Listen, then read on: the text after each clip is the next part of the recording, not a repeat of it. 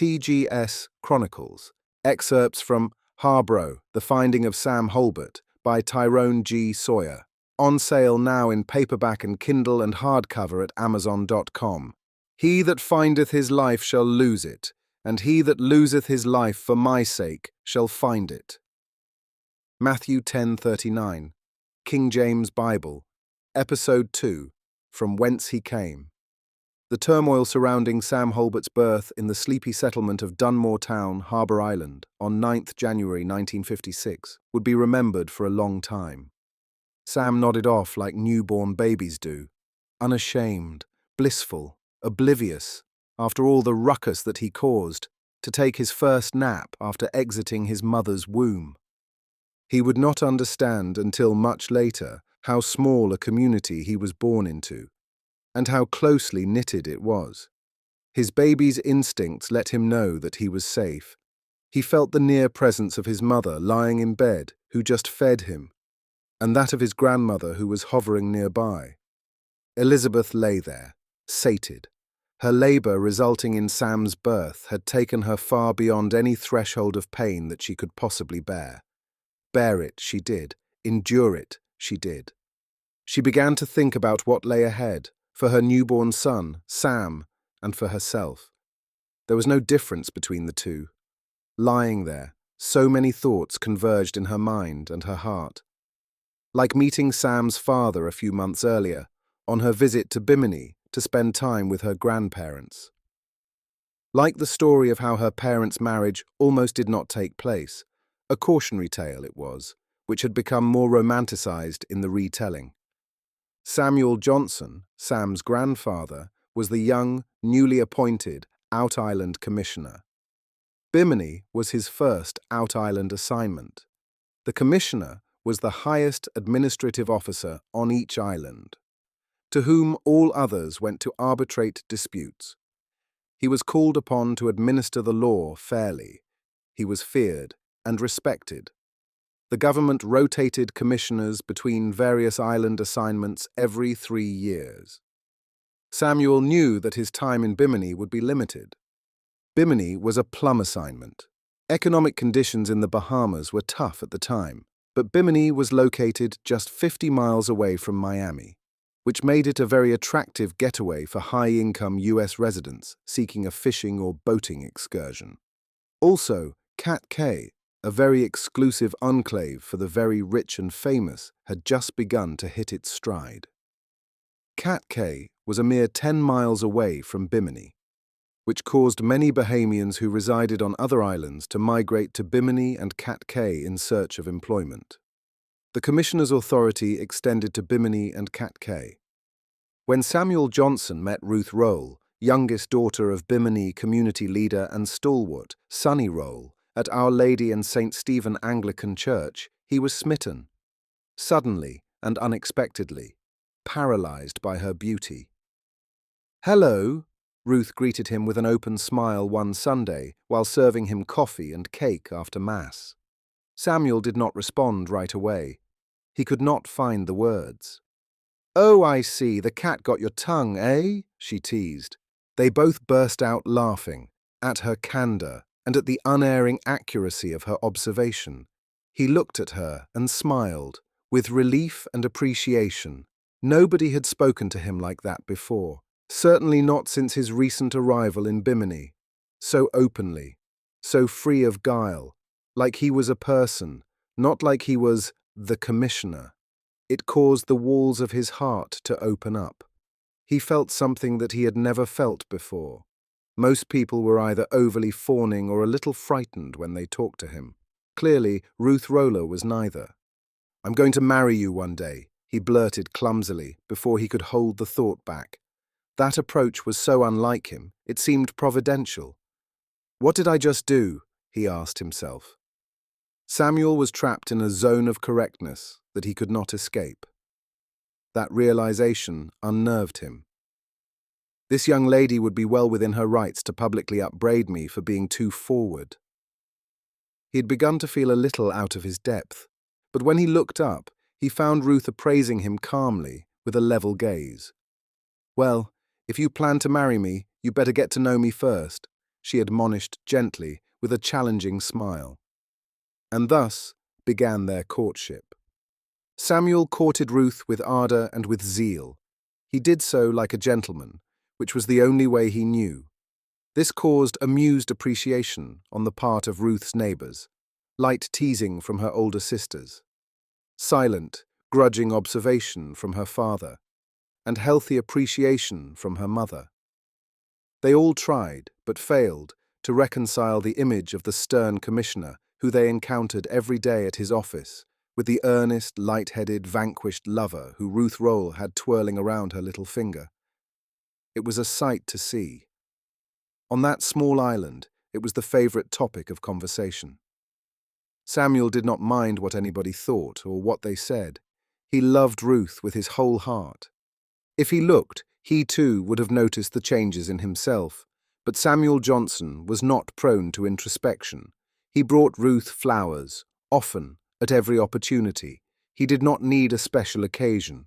Uncle Arthur Sherman, whose variety store he patronized, began to look forward to his frequent visits and put choice floral arrangements aside just for him. Samuel could often be seen by all and sundry, sitting on the front porch of the Rolle home in Porgy Bay, reciting poetry to Ruth from the Royal Reader, or walking with her, holding hands, near the water's edge of the wide, soft sand beach on the north side of Bimini in the evening twilight.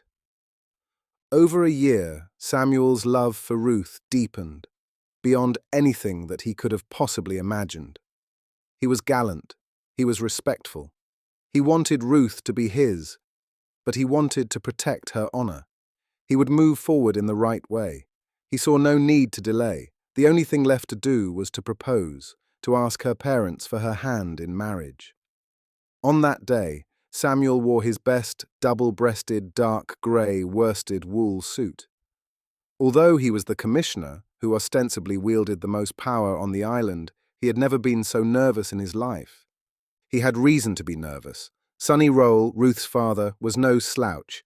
Far from it. He was somebody to be admired and somebody to be feared. There was no pretense in Sonny. He wore his feelings on his sleeve. He was one of the best charter boat captains in Bimini. He had proven his skill over the years, but Sonny Rolle was also an unapologetic champion of the small man, those who could not speak for themselves. His courageous stands from time to time put him at odds with the powers that be. So, when he inevitably lost one of his captain jobs, he simply pivoted to his default position. He would use one of his smack boats to go fishing to provide a living for his family. Whenever a tuna tournament took place in Bimini, foreign yacht owners knew that if they secured the service of Sonny Rolle as their captain, they were almost guaranteed to catch the biggest tuna. So they sought him out. Ignoring the discordant voices of those who claimed that Sonny was a troublemaker. After all, catching the largest tuna was much more important to them than petty parochial concerns. So, when Samuel asked for Ruth's hand in marriage, he got the shock of his life. Sonny told him, "No. You come in here with that big chip on your shoulder asking for my daughter's hand in marriage," Sonny started. This was not going the way that Samuel had hoped. "Mr. Johnson," Sonny intoned, addressing Samuel more formally, "I got to think long and hard before I give my blessing. I will get back to you. Good afternoon, sir." Samuel was summarily dismissed. The next thing that he knew, he was walking down the front steps of Sonny and Rosetta Rolle's house in a fog, with Ruth by his side. Samuel was puzzled by Sonny Rolle's response. Up until then, Sonny had always been civil to him, if somewhat withdrawn. Samuel fully understood that in Sonny Rolle he faced an implacable foe. He wisely decided to be still and to let matters take their own course. What Samuel still did not know was that Sonny Rolle held him in contempt. It was a contempt exacerbated by the very different ways that they saw themselves and by the very different ways that they responded to the world around them.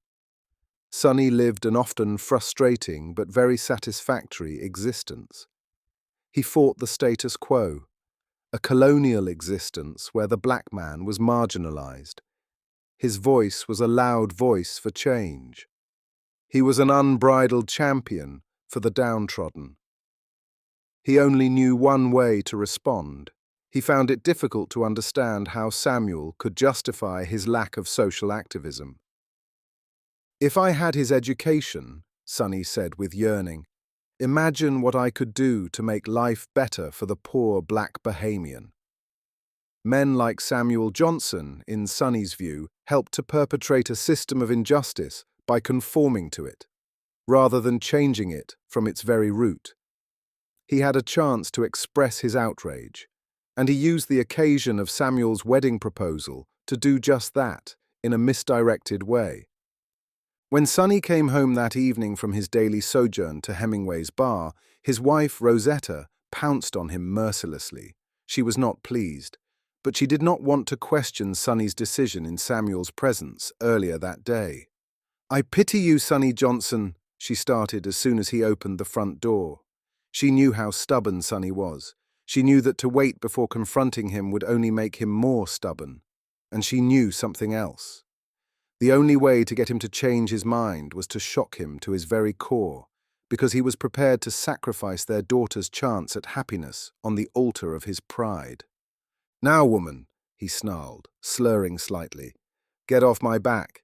I used to go drinking at that same bar with that young man's father, Honey Johnson, who got all kinda outside children on almost every island in this country. And his son, Commissioner Samuel Johnson, comes here, acting so high and mighty, they ain't no better than us." He had made his point, and he was sticking to it. "My Ruth could do better," he concluded. "Yes, ma'am, my Ruth could do much better. Up until now, you were a fine husband to me, and I was proud to be your wife," she began ominously. "I always supported you. But all I see in front of me is a tired, broken man who would destroy his own daughter's happiness to satisfy his own ego." She spoke softly, which reverberated more than any scream. She spoke matter-of-factly. Every word touched Sonny to his very core. "All I see in front of me is another egomaniac," she concluded gloomily. "And that is sad." His wife's response set off a storm of anger inside Sonny Rolle. She had never spoken to him that way before. Before he could hold himself back, Sonny's hand lashed out and connected with the side of his wife's face. When he realized what he had done, Sonny Rolle sobered up quickly. Evidently, what she said was truer than even she knew, or he was prepared to accept. Rosetta reeled from the blow, more from shock than from pain. Sonny had never hit her before. "Oh, Rose," he pleaded, calling her by his pet name for her. I don't know what came over me." Sonny rushed to her side. Rosetta held her hand to the spot where Sonny hit her. There was blood on her lip where the blow knocked the inside of her lip into her teeth. She went over calmly to the basin and gingerly dabbed her lip with a wet cloth. Sonny came up behind her, holding her in an embrace. "Honey, please forgive me," he pleaded. His eyes were frightened. At that moment, Rosetta realized that the tide had turned in their relationship. She was no longer awed by Sonny Rolle. He seemed somewhat smaller than he was before. The thought was neither elating nor comforting. Up until then, he was always the rock that she would stand behind, but no more. Now, his vulnerability was fully exposed. She disentangled herself from his grasp, moved around him, and got into bed. She curled herself up in a fetal position, alone with her thoughts. The next day, Sonny Rolle summoned Samuel Johnson to his home and gave his approval for him to get married to Ruth.